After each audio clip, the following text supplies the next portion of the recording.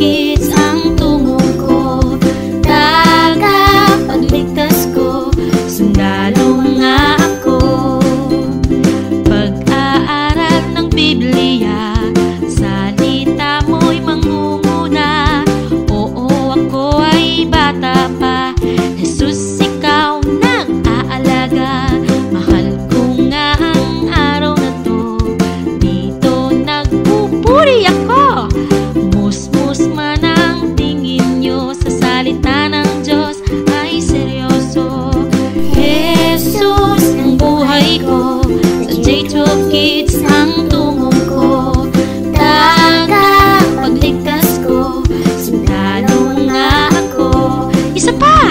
Jesus ang buhay ko, sa J12 Kids ang tungo ko, tagapagligtas ko, sundalo nga ako. Yay! Here you go!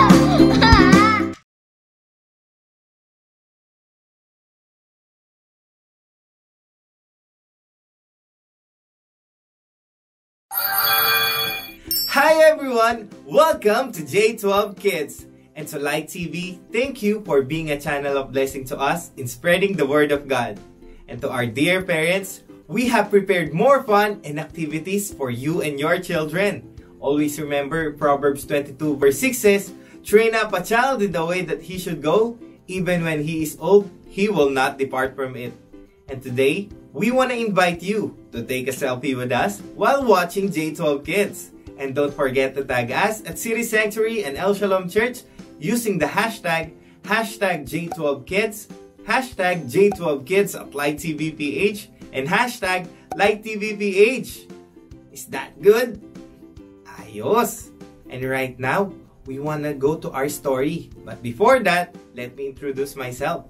I'm Kuya Brian, and our topic for today is Love Your Neighbor.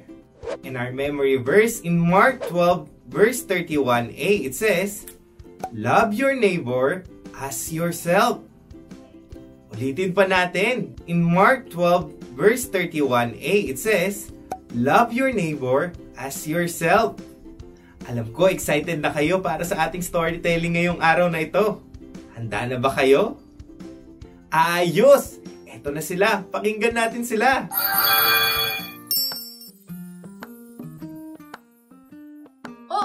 Andyan pala kayo! Hi kids! Ako pala si Ate Hana.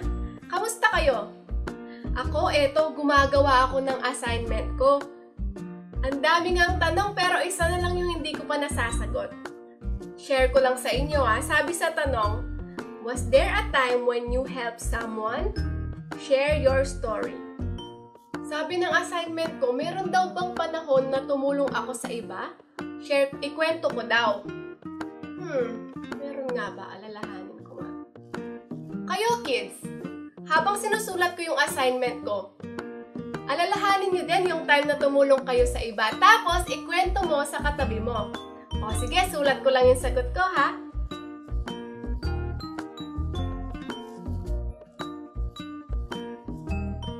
Ayan, nakwento mo na ba sa katabi mo? Ako, yung story ko is, nung isang araw, naglalaro kami ni Neysa kasama yung mga ibang bata. Tapos, bigla siyang nadapa. Tapos, yung mga ibang bata, pinagtawanan siya. Tapos, hindi na siya pinansin.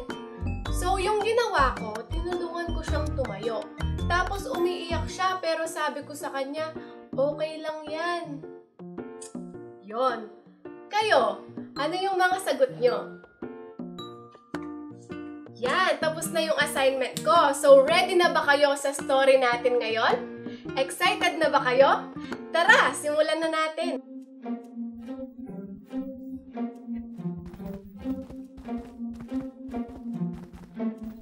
Ito si Jesus, ang anak ng Diyos at tagapagligtas ng mundo. Noong nandito siya sa lupa, gusto niyang malaman ng lahat ng tao ang mga nasa isip ng kanyang ama. Kaya naman tinuruan niya ang mga ito tungkol sa puso ng Diyos.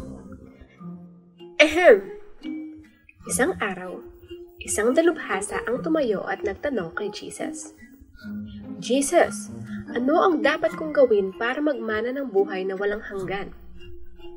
Ano ang sinasabi ng salita ng Diyos?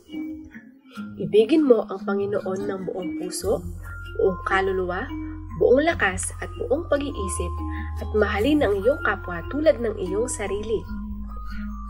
Tama, gawin mo ang mga ito at isabuhay. Teka, sino kaya ang aking kapwa? Sumagot si Jesus sa pamamagitan ng isang kwento.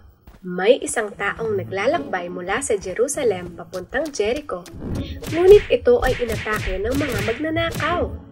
Siya ay hinubaran, ninakawan at binugbog at iniwan siya na halos patay na. May isang paring dumaan, du-du-du-du-du, at noong nakita niya ang lalaki, dumaan siya sa kabilang daan.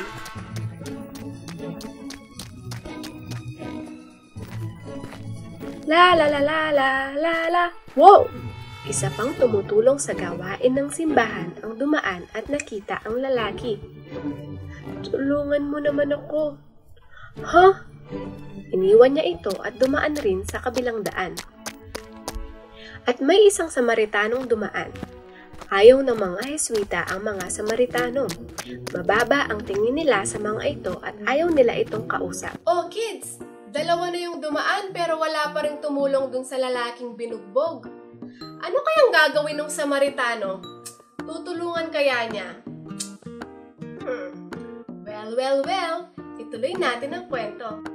Nakita ng Samaritano ang lalaki at naawa ito sa kanya. Nilapitan niya ito at binuhusan ng gamot at nilinisan ang kanyang mga sugat. Pinakita niya palalo ang kabaitan niya. Sinakay niya sa asno ang lalaki at dinala niya ito sa isang bahay tuluyan at inalagaan niya magdamag. Isang kwarto, please.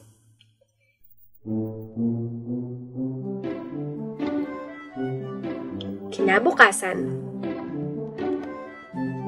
binigyan niya ng 2 pilak ang tagapamahala at sinabing, alagaan mo siya at ano pa man ang gastos ang higit pa rito, babayaran kita pagkabalik ko.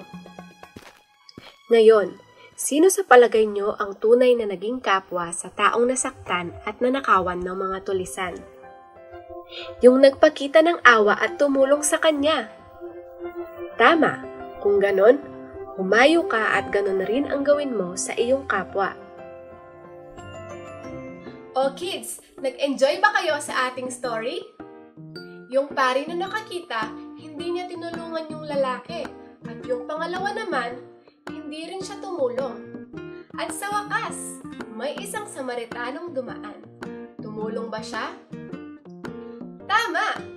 Tinulungan niya at inalagaan niya ang lalaking sinaktan at binugbog. Nagpakita siya ng pagmamahal at kabaitan sa isang taong hindi naman niya kaano-ano at hindi naman niya kilala. O kids, gusto ni Jesus na kagaya ng Samaritano, ganun din ang pagtulong natin sa ating pamilya at sa kapwa. Kahit bata pa lang tayo, kaya pa rin nating tumulong sa mga nangangailangan. Pwede tayong mag-share sa mga kaibigan natin. Pwede nating tulungan si Daddy na magbuhat ng mga groceries o kaya naman si Mommy sa gawaing bahay para hindi rin siya masyadong mapagod. Pwede rin nating tulungan yung mga kapatid natin na nangangailangan ng tulong. O diba, kahit sa mga simpleng bagay lang, pwede tayong makatulong. Nag-enjoy ba kayo sa ating story ngayon? See you again next week! Ako ulit si Ate Hana. Paalam!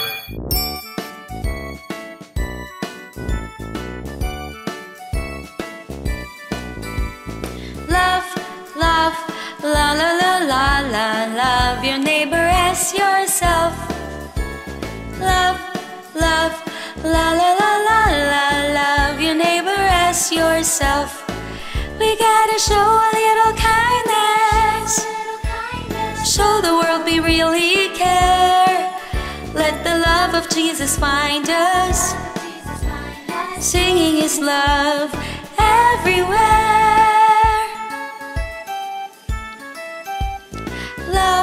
Love, la la la la la, love your neighbor as yourself. Love, la la la la la, love your neighbor as yourself. We gotta share the love of Jesus. Share it with everyone. And may everyone who sees us open their hearts and love the Son. Love, love, la la la la la. Love your neighbor as yourself. Love, love, la la la la la. Love your neighbor as yourself. Love your neighbor as yourself. Love your neighbor as yourself. Hello kids! It's activity time! Ako nga pala si Aki. Ngayon, magpapatulong ako sa ate ko ng gumawa ng appreciation pa. Ito nga pala ang mga materials na ating gagamitin. Box, scissors, double-sided tape, ball pen, old ribbon, ice bag, plastic gloves, at gummy. First step, ilalagay natin yung ribbon sa loob ng box. Pagkatapos, fold natin yung art paper at gumupit ng heart. Kids, mag-ingat sa paggamit ng gunting. Pagkatapos naman, gugupitin natin sa gitna yung heart at saka ididikit natin sa gilid ng box.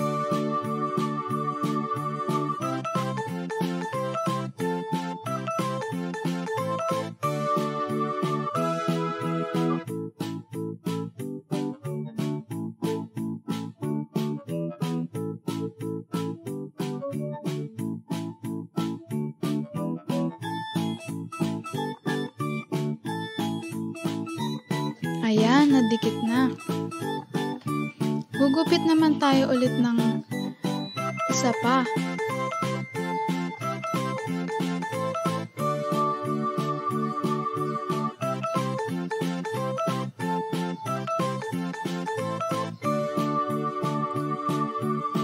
At pagkatapos, isusulat natin ang memory verse natin ngayon. Mark 12, verse 31a. Love your neighbor as yourself.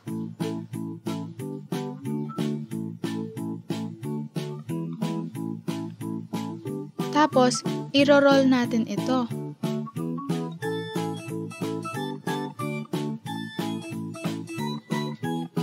Next, gugupit naman tayo ulit ng heart.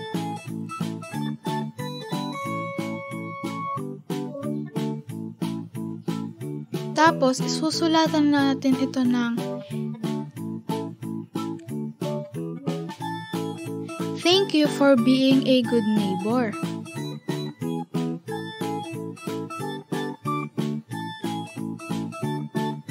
I-fold at ilagay natin sa loob ng box. Next, kukunin natin yung gummies at ilalagay natin sa ice bag. Ibubuhol para hindi matapon.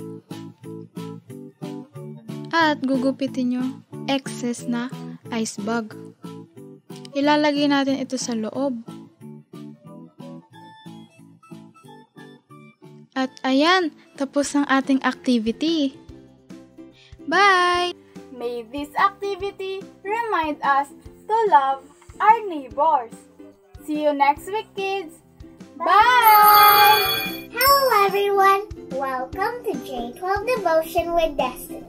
Today I'll be reading Mark 12 verse 29 to 31.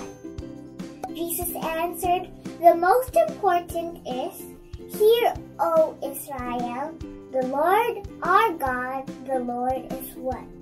And you shall love the Lord your God with all your heart and with all your soul and with all your mind and with all your strength. The second is this, you shall love your neighbor as yourself. There is no other commandment greater than these." My Rema for today is verse 31a. Love your neighbor as yourself. The application is that it's easy for us to show love for our family and friends and even for others, and if we think we are gonna get something out of it. But God's command to love our neighbor calls us to show real care for anyone in need. It requires us to give to someone without any thought of getting back for ourselves. Don't forget our memory verse for today. Mark 12, verse 31a. Love your neighbor as yourself. Let's pray. Lord, we thank you for loving us and we ask for forgiveness if we don't love others. And we pray that we will learn to love even if we don't get anything in return. In Jesus' name we pray, amen. Goodbye everyone! See you next week! Maraming salamat Ate Destiny para sa ating devotion. At alam ko nag-enjoy kayo sa ating mga activities. Tama ba yun? Tama. At syempre, nakinig din tayo sa ating storytelling ngayong araw na ito. So, ano ba ang yung mga natutunan, kids? Ako, naaalala ko na kailangan mahalin natin ang ating mga kapwa o yung mga kaibigan natin o yung mga kapitbahay natin. Kasi dapat tayo ay nasumusunod sa Panginoon na dapat minamahal natin sila. Kagaya ng ating memory verse, utos sa atin ni Lord, in Mark 12 verse 31a, it says, love your neighbor as yourself. Ayos ba yun, kids? Ayos. So ngayon, mag-pray na tayo. Father God, marami pong salamat sa araw na ito. Salamat po dahil tinuturuan nyo kami na mahalin po namin ang aming mga kapwa, sa aming mga kaibigan, sa aming mga kapitbahay, at kahit yung mga tao na hindi nagiging mabuti sa amin, tinuturuan nyo kaming maging mabait sa kanila at mahalin sila. Lord, marami pong salamat. Ito po ang aming dalangin sa pangalan ni Jesus. Amen and amen. And I know you are excited for next week. Tama ba yon? Pero wag mong kakalimutan na mag-selfie kasama kami, ha? At gamitin mo ang hashtag J12Kids, hashtag J12Kids at LightTVPH, and hashtag LightTVPH. Ayos ba yun? Ayos! At ngayon, makakasama natin ang mga kaibigan natin na nagbo-birthday sa buwan na ito. Eto na sila!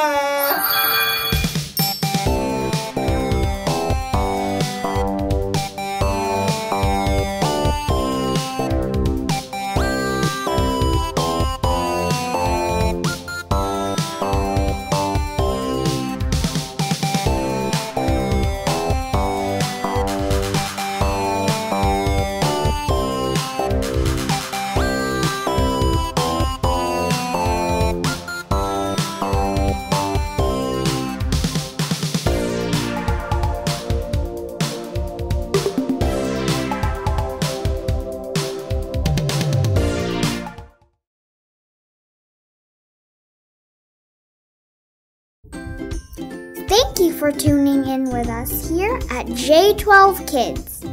If you want more of these videos, visit us on our YouTube page at City Sanctuary TV. And don't forget to click the subscribe button and ring the bell for updates. You may also follow us through our Facebook page and Instagram account, City Sanctuary and El Shalom Church. We highly encourage you to spread the word of God throughout the web, as we believe that no one should be left behind. We also would like to connect with you. If there is anything you want to ask or pray for, feel free to message us. Make sure to invite your family and friends. God bless you and have a great week ahead.